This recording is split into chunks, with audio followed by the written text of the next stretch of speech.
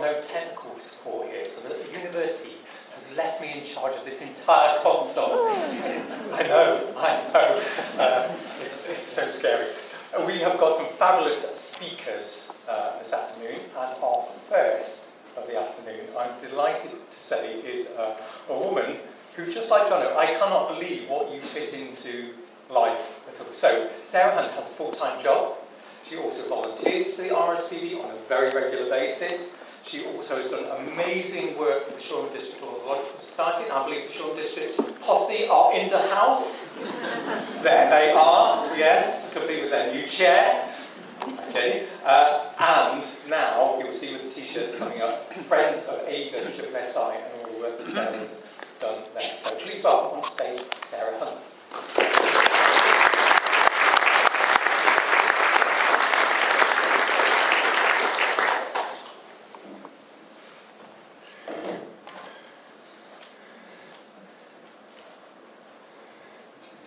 Okay, hello everyone.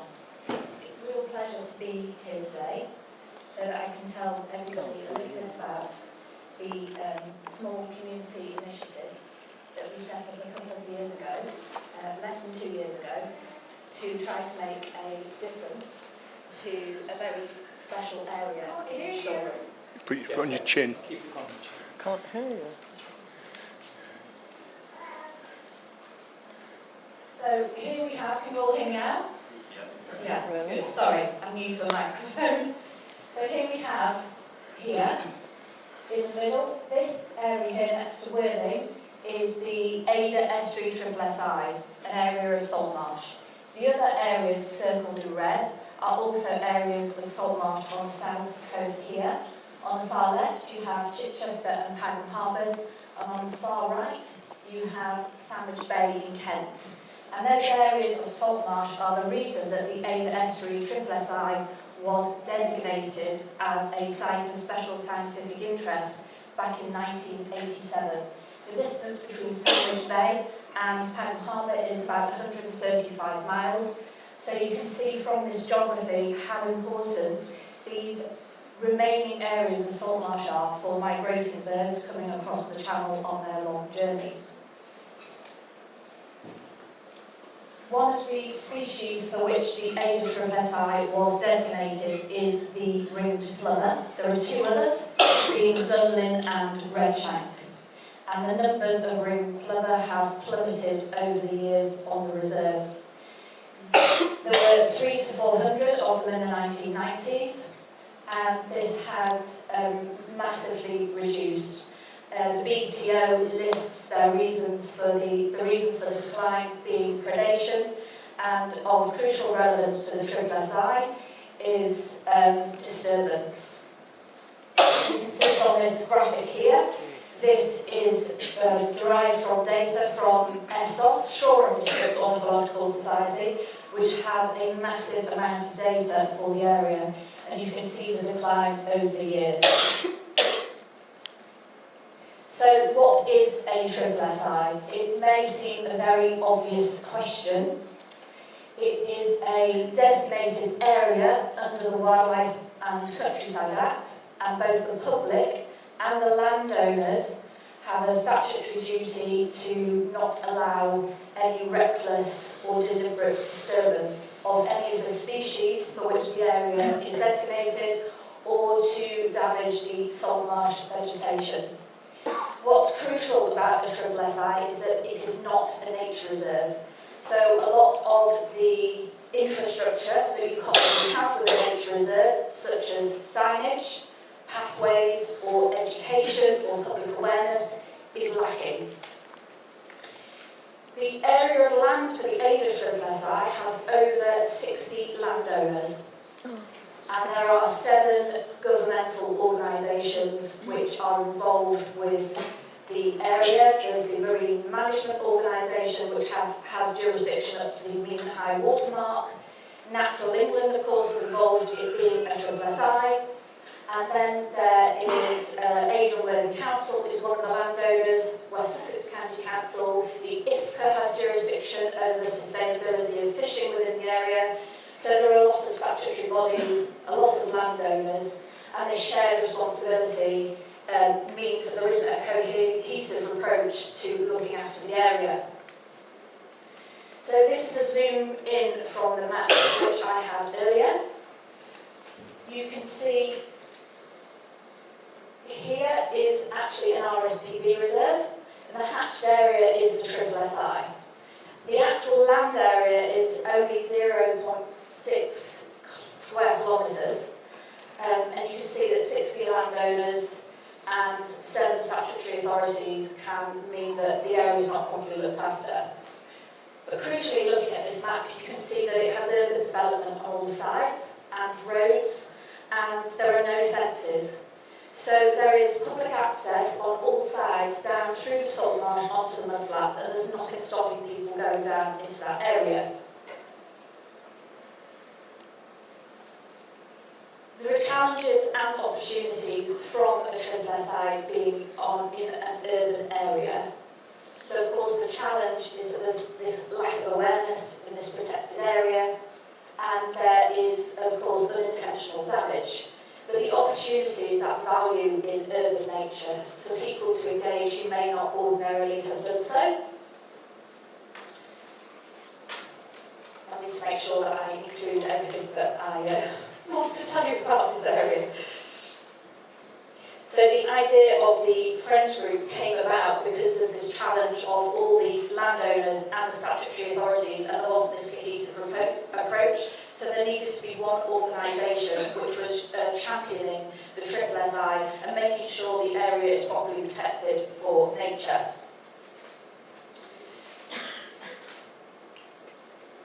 So our mission is to protect and preserve the SSSI through advocacy, education and engagement.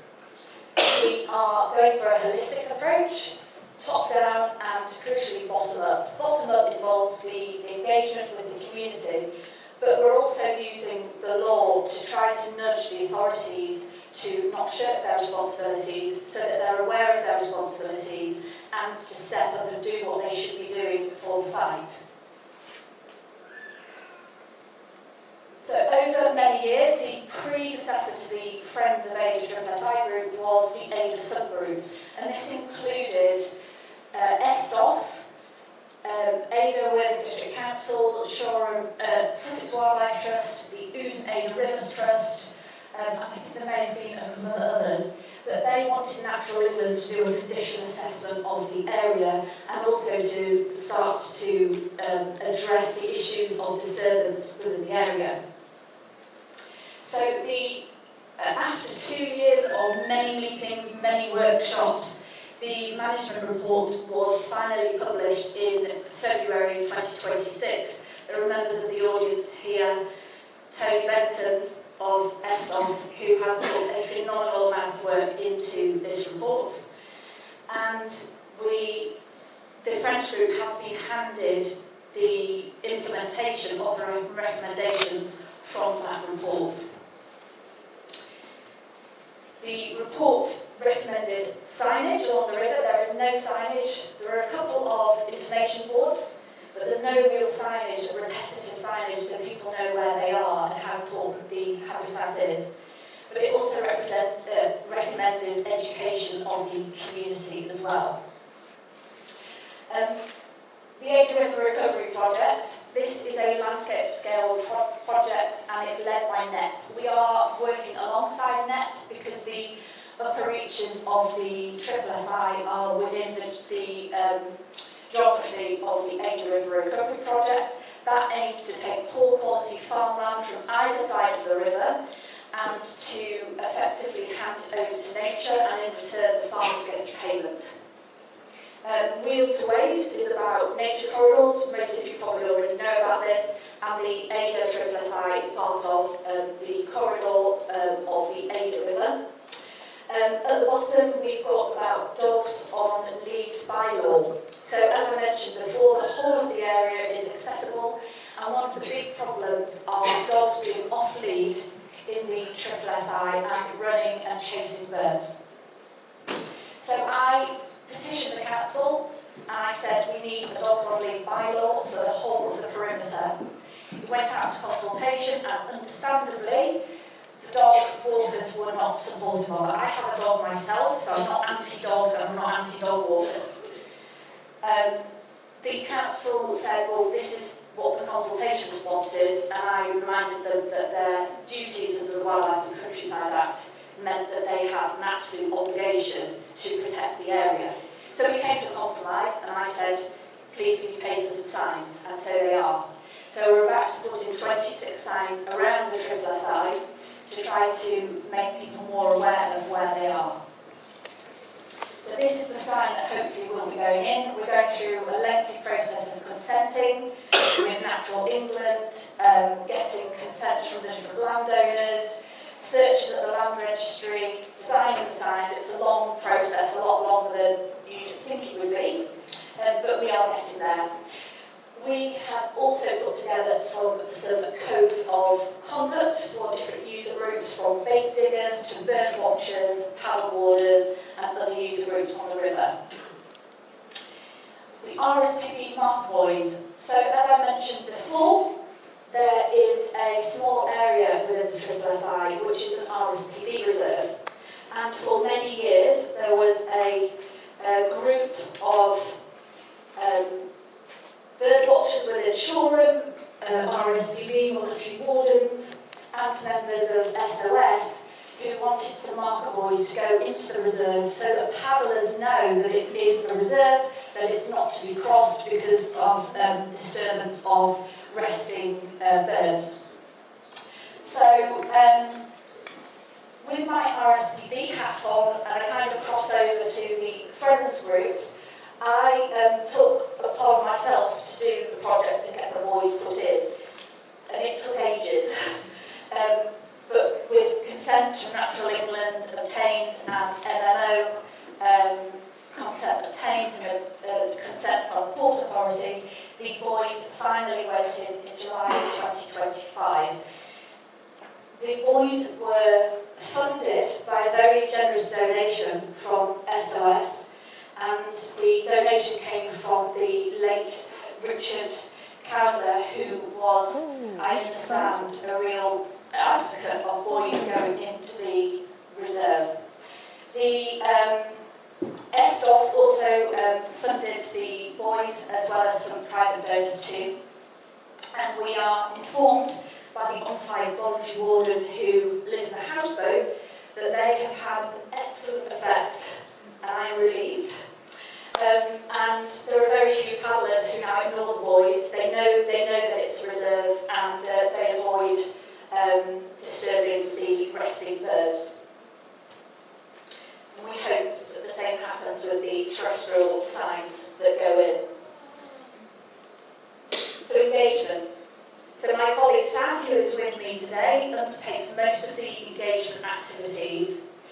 We do everything that's on the board here. The safaris are both walking and via paddleboard. We also engage with the wing foiling community, with bait diggers, the angling community, youth groups, canoeists, and many others. And the scout groups now approach us.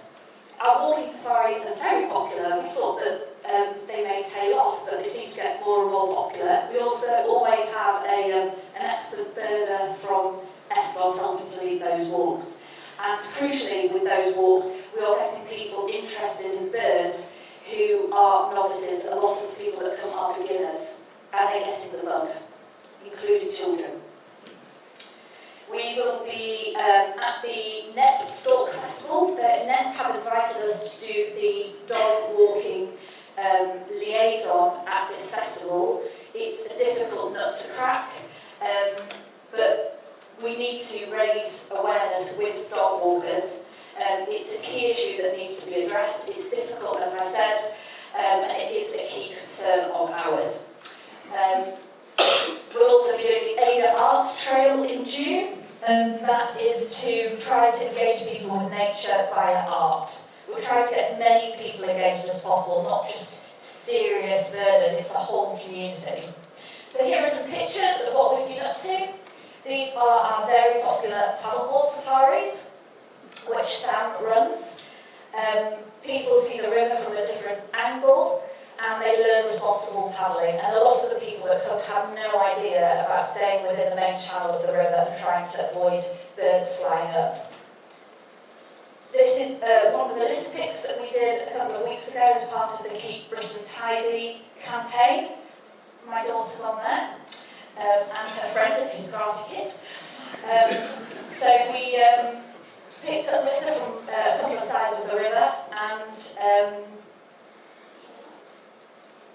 here we are at the Friends of Old Shoreham Community Fair last summer. And we did a presentation to the Shoreham Society. That is Billy, my dog. He is a river ambassador. He's taken the doggy oath, which anybody's dog is welcome to take, to try to teach owners of dogs how important it is that they don't run on the Salt Marsh and chase after birds. And in the middle is Jasmine from the Adur River Recovery Project. She came down from NEP to present with us all together. This is Sam doing water quality testing. This is a new thing that we're trying with the group, is citizen science. A lot of people want to be involved on a practical basis with conservation, and water quality testing in an estuary is notoriously difficult. So we're working with the Youth and Aid Rivers Trust to try to do that part of what they need testing. They tend to stay in the freshwater area, but this is very much a new thing that we're starting to do. And last but absolutely not least is our engagement with schools. We take this really, really seriously in getting young people knowledgeable about the area that is around them from an early age. They may eventually, as teenagers, potentially forget about nature for a few years. I know that I did. But they will always have it in their mind how important the area is. So last summer we took 57 school children around the river, and we have been talking to other schools, and we think that probably by the end of the summer we'll have taken upwards of 300 children around the river.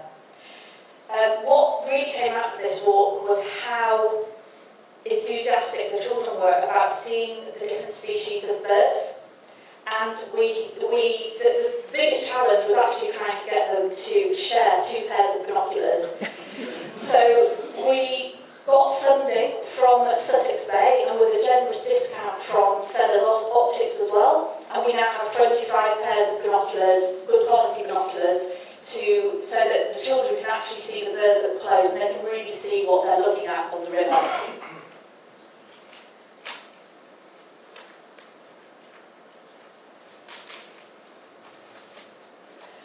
So just last, our vision. So we are aiming for a thriving habitat for wildlife, but we want the community to be engaged with that habitat too. We want people to be proud and protective of this area. It's an accessible, urban site of special scientific interest, and this is a golden opportunity to reach people who otherwise may have a limited chance to engage with nature.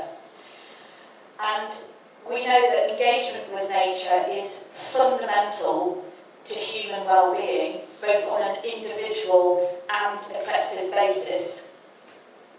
And it leads ultimately to nature being better protected.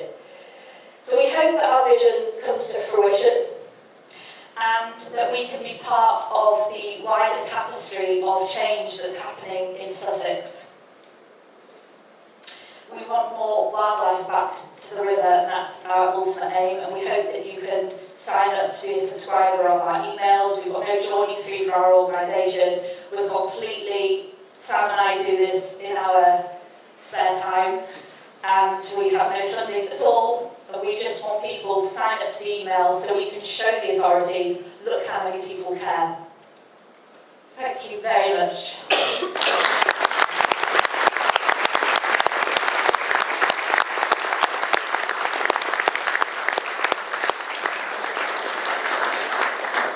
Thank you very much, Sarah. I think you'll agree it is astonishing what the group has achieved, effectively a start-up only in the last couple of years. So to you and to Sam, to support you've had from the ESTOS. It's an astonishing achievement, even more so because I can announce that we've got the 2 youngest people ever to be in an SOS conference. So we've got Atty at the front here.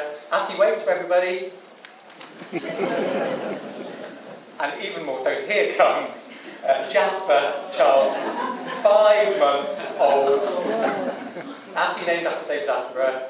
Jasper Charles named after Charles Darwin. And Jez did the logos as well, including the new logos for SOS. So, yeah, amazing effort. Thank you, Sarah.